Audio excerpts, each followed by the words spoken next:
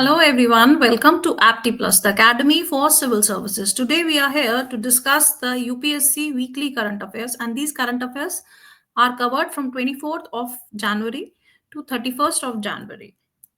So let's see the MCQs and the mains question will be discussed in this today's session. So first of this question is, which of the following are significant source of nitrogen in the environment? तो ये आपका basic question है from ecology and derive किससे किया गया? Because ये आजकल news में था, ये नाइट्रोजन फिक्सेशन वाला टॉपिक, अभी एक रिपोर्ट आई है इसके ऊपर. So now let's see sources of nitrogen in the environment.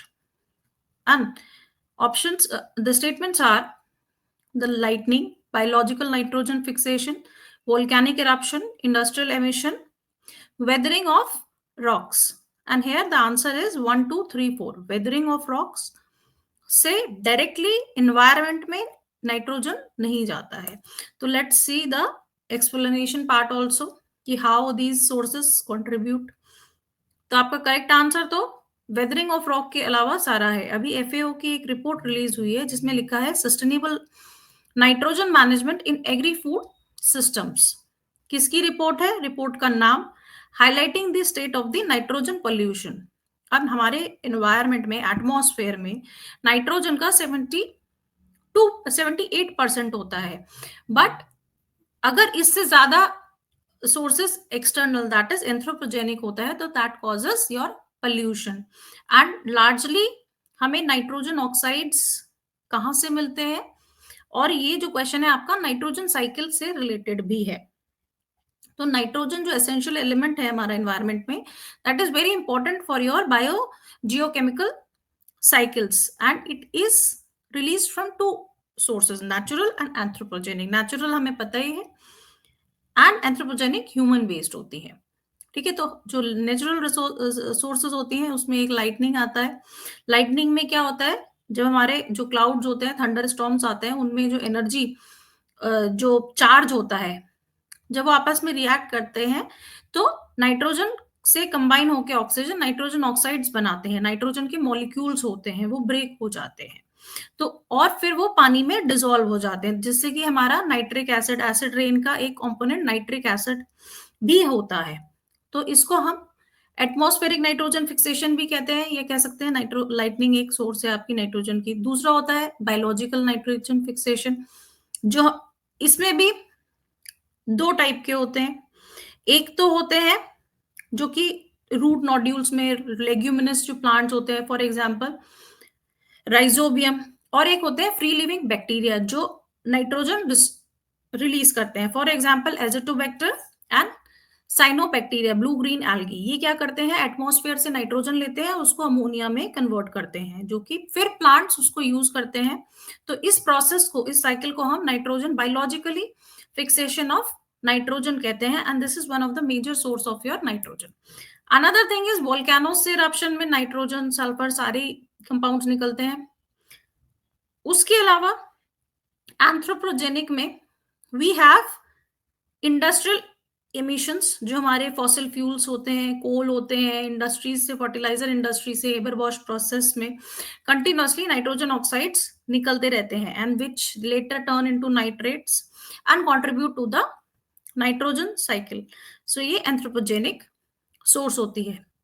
जो वेदरिंग ऑफ रॉक्स होता है, unlike phosphorus which is primarily released through rock weathering, nitrogen is not significantly released through this process. तो weathering of rocks से आपका largely phosphorus के लिए famous होता है, ना कि नाइट्रोजन के लिए. तो अर्थ क्रस्ट में जितना भी आपका नाइट्रोजन है, that is in inert form. Inert means that do not react actively to contribute to your nitrogen cycle. So that is why the last fifth option is incorrect. So because of this report, this was in news. Now next question is, Kishanganga and Ratle hydroelectric projects are associated with which of the following states? बहुत famous projects हैं. as we answer is Jammu and Kashmir. अभी किशनगंगा कौन सी river पे है, हमें ये भी पता होना चाहिए. why they are in news? Because every then and now Indus Water Treaty is in news because of the dispute between Pakistan and India with respect to the terms and condition of Indus water treaty.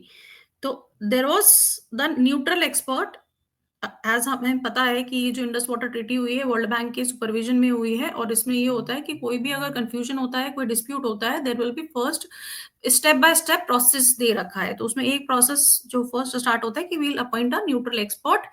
वो कौन करेगा? World bank, that is an intermediary between your Indus water treaty, between the two government parties. That is, ये expert आपका dispute adjudicate करेगा with respect to Kishan Ganga and Ratle hydro electric project. तो वो appoint हुआ है अभी। तो that is why this question is relevant. This project this are in news. तो किशन गंगा किस पे है? किशन गंगा रिवर पे। किशन गंगा किसकी ट्रिब्यूटरी है? आपकी झेलम की, that passes through your Jammu Kashmir region. And इसके लिए वाटर डाइवर्जन के लिए, क्योंकि इंडिया ये प्रोजेक्ट बना रहा है, उसके लिए आपका पाकिस्तान ने ऑब्जेक्ट किया है। Next is Ratle project. It's a run of river project on Chenab river and that is your in Jammu Kashmir. Pakistan again raise concern over the dam design. तो ये स्पिल गेट्स को लेके आपके, that India is controlling water, overflow खराब हो जाएगा, ये सारे ऑब्जेक्शंस पाकिस्तान लगाता रहता है। So these are the two projects in news. इसके रिलेटेड हम आपका लोकेशन भी देख सकते हैं आप मैप में। किशन गंगा आपकी रिवर है, झेलम की ट्रिब्यूटरी है, और उस पे ये डैम लोकेटेड है। और आपका ये जो रेड कलर से मार्क्ड है चेनाब रिवर, देखेंगे आप जम्मू कश्मीर रीजन में अबव राबी। ठीक है, तो यहाँ पे आपका है the Ratle project, hydro electric run of river projects. And with respect to Indus water treaty, ये कब साइन हुई थी हमारी? 1960 में। तो ये ट्रीटी हमारा ये इंश्योर करती है how the distribution of water of Indus will take place between India and Pakistan after the partition. ठीक है, तो यहाँ पे पाकिस्तान जो ये जो इंटरमीडिएटरी और इंटरलोक्यूटर होते हैं वो वर्ल्ड बैंक अपॉइंटेड होते हैं। ये ट्रीटी भी वर्ल्ड बैंक के सुपरविजन में हुई थी। और इस ट्रीटी के अकॉर्डिंग जो वेस्टर्न रिवर्स जैसे कि इंडस, झेलम एंड चेनाब, ठीक है, ऊपर की जो CJI इसका शॉर्ट फॉर्म हो सकता है, आप निमेनिक से याद कर सकते हैं। ये ऊपर वाली है पाकिस्तान को, इंडिया की जो अलॉट हुई है ईस्टर्न रिवर्स, उसमें कौन कौन सी है? आपकी रावी, बियास एंड सतलुज। इन पे एक्सक्लूसिव राइट दिया गया था इंडिया को, और वेस्टर्न रिवर्स पे एक्सक्लूसिव राइट दिया गया था पाकिस्तान को।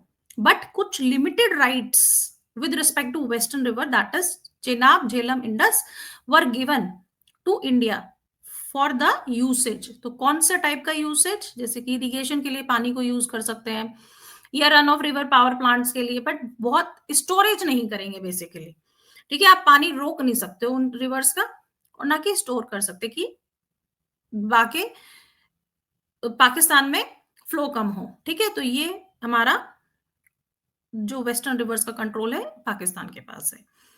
And till date it is a very successful treaty, जो कि इंडिया पाकिस्तान जैसे दो देशों में it has maintained piece.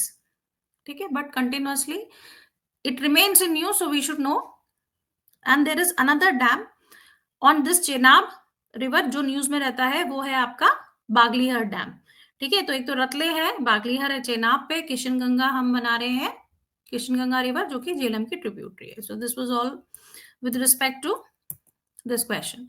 Now next question is with reference to the concept of total fertility rate, consider the following statements. Total TFR represent the average number of children a woman would bear in her lifetime if she were to pass through her reproductive years following the current age specific fertility rate. तो ये सही है, TFR आपका represent करता है the number of children born किसी भी woman को होते हैं in her reproductive age, that represents your total fertility rate.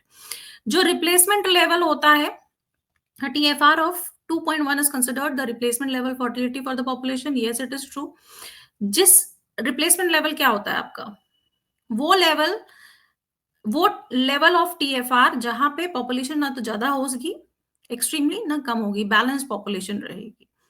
Composition जो आपका डेमोग्राफिक कॉम्पोजिशन होता है। तो 1, 2 are both correct. If a country's TFR fall below replacement level, it will always lead to immediate decline in the population. तो ये statement में ही इतना आप पढ़ के ही लगेगा कि ऑलवेज, एक तो चीज इसमें लिखिए कि टीएफआर अगर गिरा 2.1 से नीचे तो वो हमेशा ही पॉपुलेशन डिक्लाइन करेगा और वो इमीडिएट इफेक्ट से। तो किसी चीज का इस टीएफआर जैसी चीज का इतना इमीडिएट इफेक्ट दिखना तो लार्जली इम्पॉसिबल है। तो third statement is wrong. Although दिखेगा टीएफआर कम होगा तो इफेक्ट्स दिखेंगे, यंगर पॉपुलेशन कम होती जाएगी, ठीक है, but not with immediate effect. So why this was in news? We should also know that global burden of disease, injuries and risk factor study has revealed a steep decline in India's total fertility rate over the decades that we know कि अभी हमारे NFS में भी जो भी 5.0 आया था family health survey, उसमें भी बोली ये बात कि हमारे सडनली अब इंडिया का फर्टिलिटी रेट डिक्लाइन हुआ है। टोटल फर्टिलिटी रेट हमने देख लिया है। टोटल फर्टिलिटी रेट क्या होता है, that we have seen that number of children born to a woman in her reproductive age with this which is currently कौन सी मानी जाती है, years 15 to 49 years. Then second statement we know 2.1 is the replacement level fertility. Then third statement we have already discuss कि suddenly decline नहीं होता है, although it will fall, अगर टीएफआर फॉल करेगा तो आपका पॉपुलेशन में डिक्लाइन आएगा बट नॉट इमीडिएट इफेक्ट। सो ये रिपोर्ट की क्या क्या और फाइंडिंग थी? इस रिपोर्ट ने बोला इंडिया का टीएफआर ड्रॉप हुआ है 6.18। 1950s में देखिए 6.18 था हमारा टीएफआर, मतलब number of children born to a woman in her reproductive age, जो कि आज 1.9 हो गया है, that is less than replacement level. So और ये भी बोला गया है by 2100 India is projected to fall further to 1, मतलब हर वुमन का एक baby. Okay, so the regional variations की भी बात बोली गई है, specially in south India they have controlled their population. जो कि हमारा जब फाइनेंस कमीशन सेटअप हुआ था उसमें एक एजेंडा ये भी था कि भाई जिन्होंने पॉपुलेशन ग्रोथ पे कंट्रोल किया है उनको पॉइंट्स देने चाहिए थे, जो एक इशू उठा था। तो सदर्न स्टेट्स ने ज्यादा बेटर परफॉर्म किया है पॉपुलेशन कंट्रोल में, एंड इवन केरला की एजेड पॉपुलेशन तो आज के टाइम में 23% पे पहुंचने वाली है। तो दिस डेमोग्राफिक शिफ्ट क्यों हुआ केरला में इतना ज्यादा, क्यों पॉपुलेशन डिक्लाइन हुई? बिकॉज लिटरेसी बहुत ज्यादा है, वुमेन एम्पावर्ड है, there are lot of advances in social and health sectors also, तो people want only one children. So this was revealed in the current study and it is a matter of concern if our TFR falls suddenly. Then what are the reasons of fertility decline?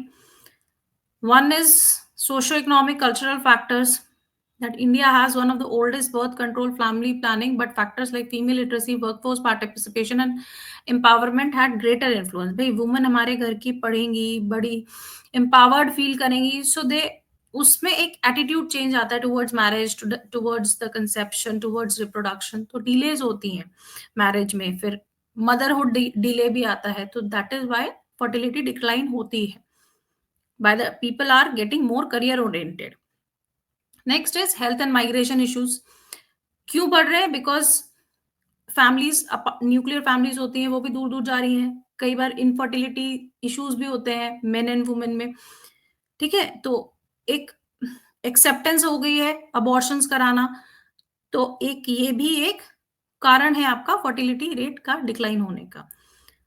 Plus people, young people move, they migrate to abroad, ठीक है, तो settle होने में time लगता है, fertility rate again decline कर सकता है। Now let's see the next question, consider the following with respect to the Bhitarkanika national park. Bhitarkanika national park के बारे में है ये। It is the second largest mangrove ecosystem in India after Sundarbans. The park is known for housing the world largest population for salt water crocodile. The Gahir Mata beach adjacent to the park is famous for nesting of the olive ridley turtle. Bhitarkanika is designated UNESCO World Heritage Site. तो देखो UNESCO के ऊपर 2024 में भी आया है question, अभी जो 2 साइट्स ऐड हुई थी हमारी इंटेंजिबल हेरिटेज में, जो अभी रिसेंट एडिशन था, that is garba from Gujarat. Plus इसके ऊपर क्वेश्चन नेशनल पार्क के ऊपर आते रहते हैं, so this is very important. Bhitarkanika तो ऑलरेडी ऑलिव रिडली टर्टल के लिए फेमस है, यहाँ पे नेस्टिंग साइट है, यहाँ पे एक बीच है। So third statement is true, first second and third are true. And your fourth that Bhitarkanika is UNESCO site, तो नहीं है, तो हमें यूनेस्को साइट की लिस्ट भी पता होनी चाहिए कौन सी साइट्स आती हैं. Now let's see the explanation part. अभी एक रेप्टाइल सेंसस हुआ है भितरकनिका नेशनल पार्क में, that has revealed that salt water crocodile in BNP stands at 1826, including 18 albino crocodile, rare white crocodiles. तो यहाँ पे ये भी क्वेश्चन बन सकता है, rare white crocodile recently found कहाँ पे हुए हैं. तो ये पार्क बहुत इंपॉर्टेंट है. तो इसकी लोकेशन हमें देखनी है, कौन सी रिवर आसपास है, उसके ऊपर भी पहले पीवाईक्यू आ चुका है. ब्रह्मानी एंड बैतरानी और महानदी, 3 रिवर्स के ऊपर भी क्वेश्चन आ चुका है. तो ये कहाँ पे है? भितरकनिका नेशनल पार्क आपका उड़ीसा में है, और इसमें मैनग्रोव्स भी बहुत ज्यादा है. सुंदरबन के बाद किसी के पास इतने बड़े लेवल पे इंडिया में मैनग्रोव हैं, तो वो इसी पार्क में है.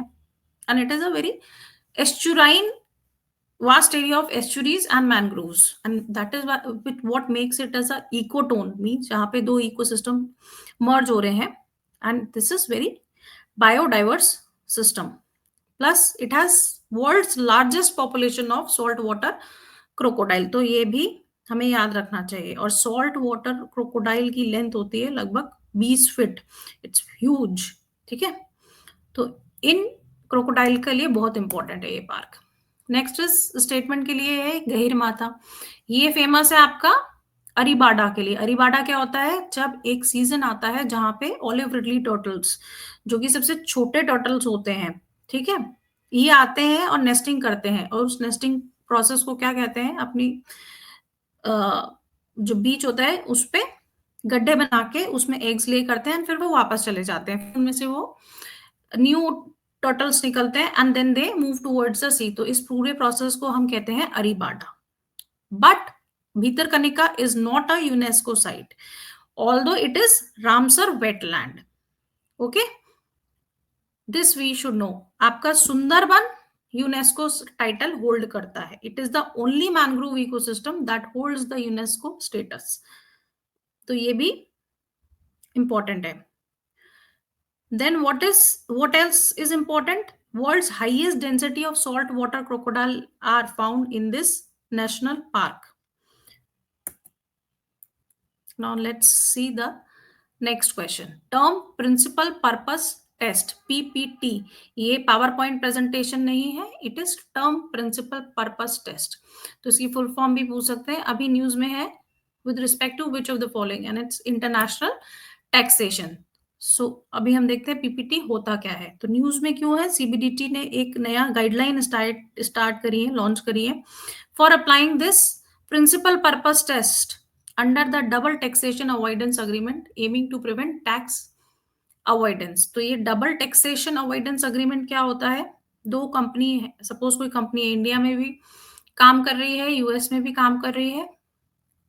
कई बार क्या होता है, वो कंपनी ऑपरेट कहीं पे कर रही है पर उस पर टैक्स उसको दो जगह पे देना चाहिए. तो तो इन चीजों को प्रिवेंट करने के लिए कि किसी कंपनी पे डबल सेम काम के लिए, सेम इनकम के लिए डबल टाइम टैक्स ना लग जाए, तो ये ट्रीटी साइन करती हैं कोई भी दो कंट्री. तो उन कंट्रीज के बीच में आपसी सहमति होती है कि जहां से उसका एक्चुअल मैनेजमेंट है, जहां से ओरिजिन है कंपनी का, वही टैक्स लगेगा. ठीक है, तो इस डीटीएए अग्रीमेंट के अंडर एक प्रिंसिपल है, that is principle purpose test. एक और टेस्ट होता है, तो ये आपका डीटीए का पार्ट होता है. सीबीडीटी ने इसके लिए नई गाइडलाइंस जारी करी है. अब ये क्या होता है? ये इंटरनेशनल टैक्सेशन सिस्टम पे अप्लाई होता है. ठीक है, कैसे होता है ये हम देखते हैं. तो अभी PPT is aimed at preventing misuse of the tax treaties. लेकिन ये जो डीटीए होता है या कई टैक्स सेवंस होते हैं, इनका मिसयूज करके कंपनीज फिर भी अपना टैक्स बचा लेती हैं, प्रॉफिट शो नहीं करती हैं. ठीक है, तो इसमें क्या है? एक बीईपीएस फ्रेमवर्क है. The PPT checks whether a business arrangement is genuinely commercial और created mainly to avoid tax. If the primary purpose is tax saving then treaty benefits can be denied. तो जैसे डीटीएए भी BEPS फ्रेमवर्क होता है, ये आपका OECD का होता है कि जहां भी बेस इरोजन हो रहा होता है, प्रॉफिट शिफ्टिंग होती है, मींस कंपनीज क्या करती हैं, टैक्स बचाने के लिए अपना कंपनी का ओरिजिन या कमर्शियल पर्पसेस को जो लोकेशन होती है वो चेंज कर देती हैं कि हम, और ऐसे दिखाते हैं कि हमारा बिजनेस कमर्शियल है और अभी प्रॉफिट नहीं कमा रहा है, तो we are not able to give that और generate that much amount of tax. ठीक है, तो रास्ते खोजती हैं कंपनीज, तो ऐसा ना हो कि टैक्स बचाने लगे कंपनीज एंड अवॉइड करने लगे। तो ऐसा अरेंजमेंट के को प्रिवेंट करने के लिए ही ये एक प्रिंसिपल पर्पस टेस्ट होता है, जिसमें ये देखा जाता है क्या बिजनेस जेन्युइनली कमर्शियल है या वो केवल एक कंपनी बनाई गई है कि जिससे टैक्स बच सके।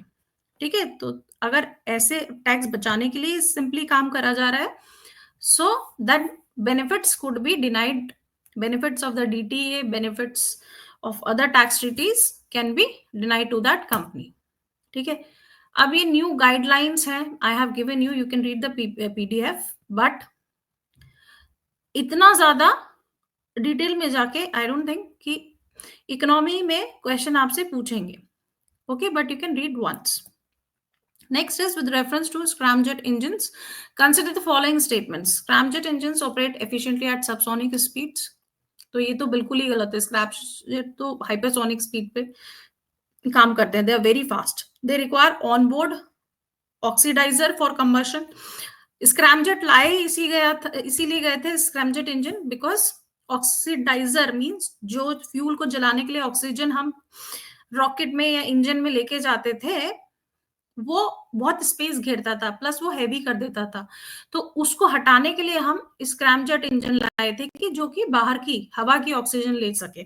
ठीक है, third is scramjet technology is primarily used for hypersonic flight application. Yes, this is true. अब देखो इसमें हम एलिमिनेट कैसे कर सकते हैं। एक जगह पे लिखा है scramjet operate at subsonic speed and एक जगह पे लिखा है scramjet is primarily used for hypersonic. तो दोनों कॉन्ट्राडिक्टरी स्टेटमेंट है, तो कोई सा एक ही सही होगा, या तो 1 होगा या 3 होगा। एंड हमें पता है कि 2 इसका स्क्रैमजेट का फंडा क्या है, तो 2 तो है ही, तो 1 2 होगा, 2 3 होगा, या 1 2 3। तो 1 2 3 जहां पे भी साथ में है 1 3 वो तो हो गई, तो डी तो चला गया। 2 हमारा गलत है, ये हमें पता है, तो बचा क्या हमारा answer, B, that is only 3। तो इस तरह से हम लॉजिक लगा के भी कई बार सही कर लेते हैं। तो अभी DRDO ने एक स्क्रैमजेट इंजन का ग्राउंड टेस्ट किया है, जैसे कि हमारी इंडिया ने एक हाइपरसोनिक मिसाइल टेक्नोलॉजी में एक बड़ा अचीवमेंट मार्क किया है, तो उसी को बताता है ये चीज। तो अब इसमें देखिए explanation. Scramjet engine are design to work at hypersonic speed. Hypersonic means sound की स्पीड को हम मैक कहते हैं। ठीक है, तो मैक 5 से भी ऊपर की स्पीड जिसकी होती है वो होता है आपका स्क्रैमजेट इंजन। और जो कन्वेंशनल इंजन होते हैं they operate at subsonic speed, means that because they rely on high speed air intake for compression. तो स्क्रैमजेट किसते पे, मैक 5 से मैक 10 पे, और मैक 5 से जो नीचे होते हैं वो आपके कन्वेंशनल इंजन होते हैं।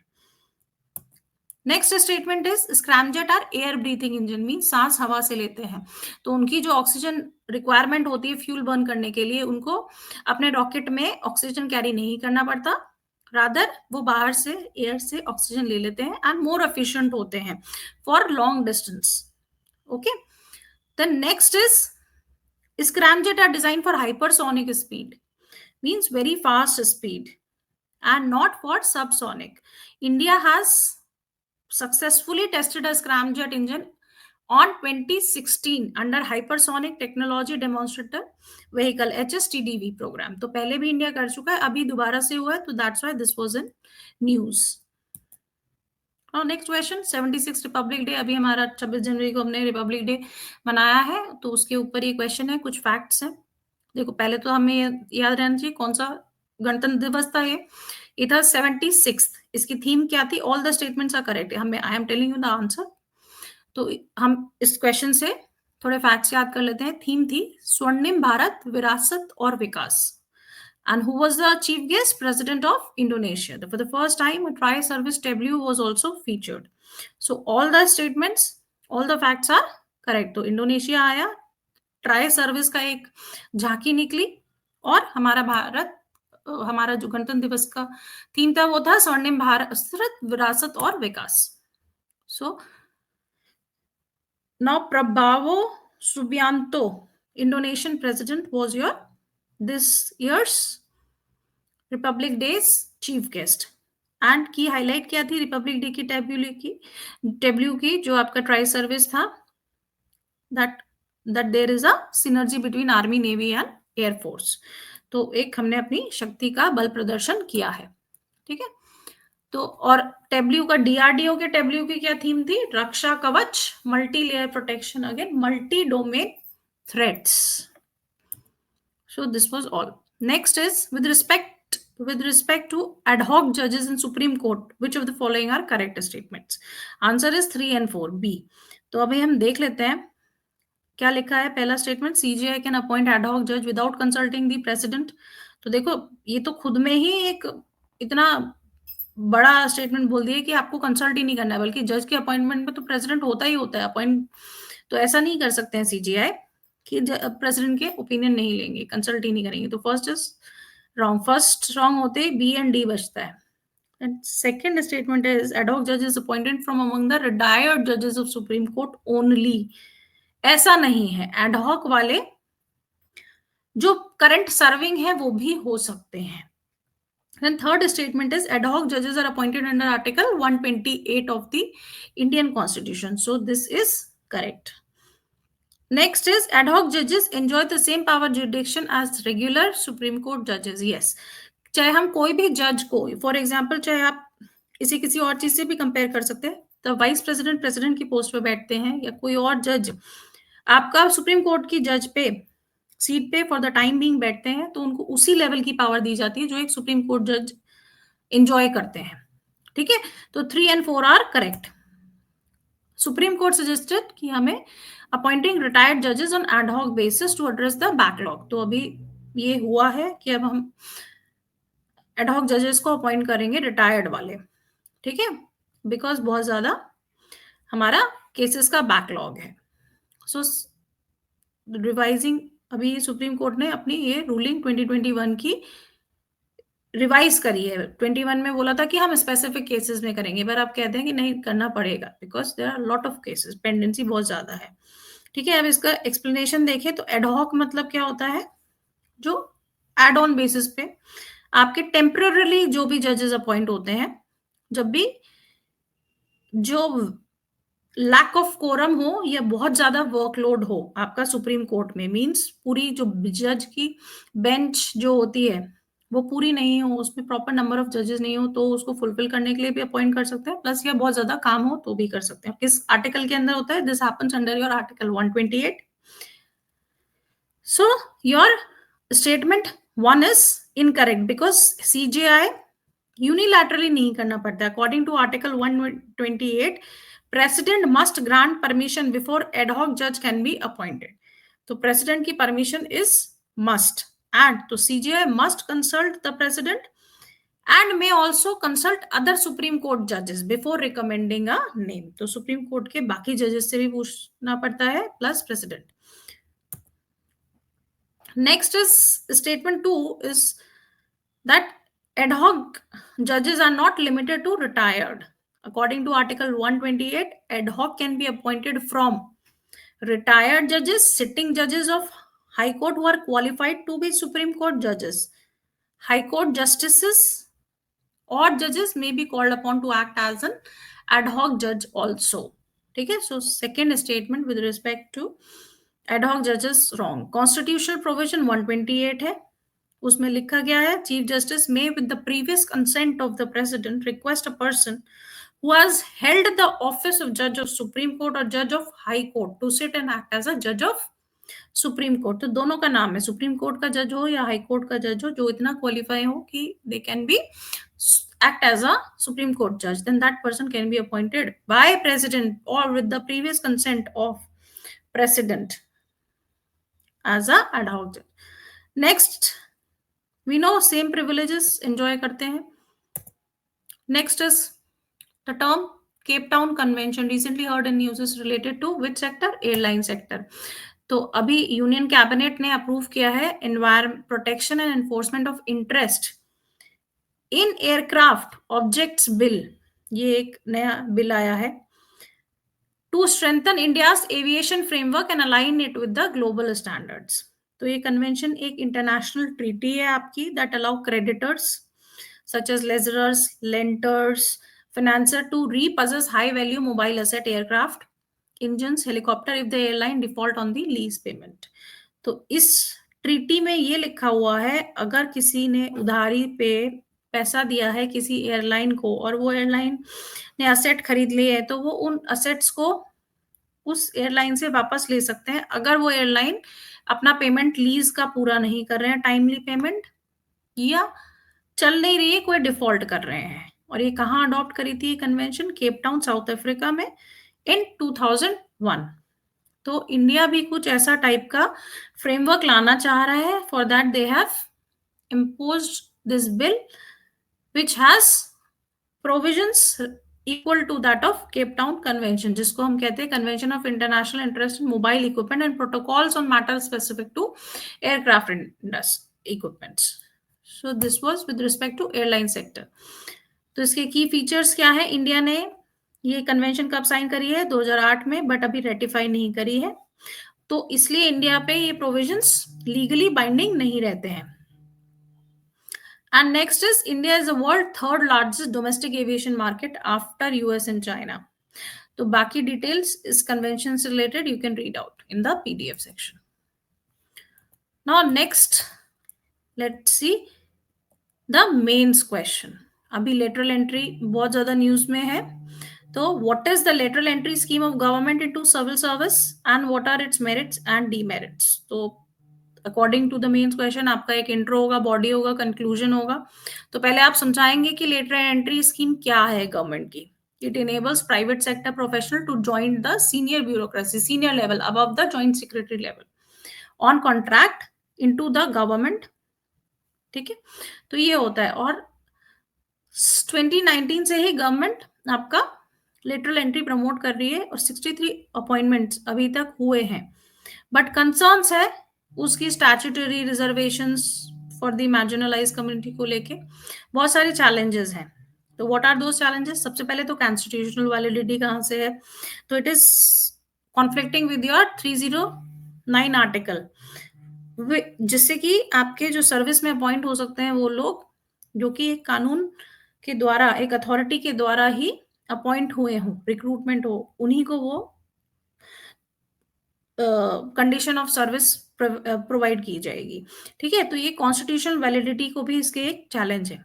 प्लस दूसरी चीज है जो हम रिजर्वेशन देते हैं इसमें वो अप्लाई नहीं होता है लेटरल एंट्री में, तो वो भी एक सोशल जस्टिस को अंडरमाइन करता है। Third thing is it has very short tenure, तो ज्यादा कोई काम एक्सेप्टेंस होना उस इफेक्टिव गवर्नेंट एनवायरनमेंट में जो कि एक सिविल सर्वेंट शुरू से आखिर तक अपने लाइफ टाइम समझता है, वो एक बहुत डिफिकल्ट चैलेंज होता है। और जो भी उसका कोई प्लान ऑफ एक्शन हो उसको इम्प्लीमेंट कराना from the entire bureaucracy, it again a challenge. Plus doctrine of pleasure and bulk recruitment is also मतलब कटता है। कैसे? The government justifies LES allowing the president to appoint the specialist. Government तो specialist लाना चाहिए, but critic कह रहे it's not meant for large scale recruitment, नहीं कर सकते। बिकॉज एक तरफ तो आप ऑफिसर शॉर्टेज कह रहे हैं, बट आप रिक्रूटमेंट कीजिए।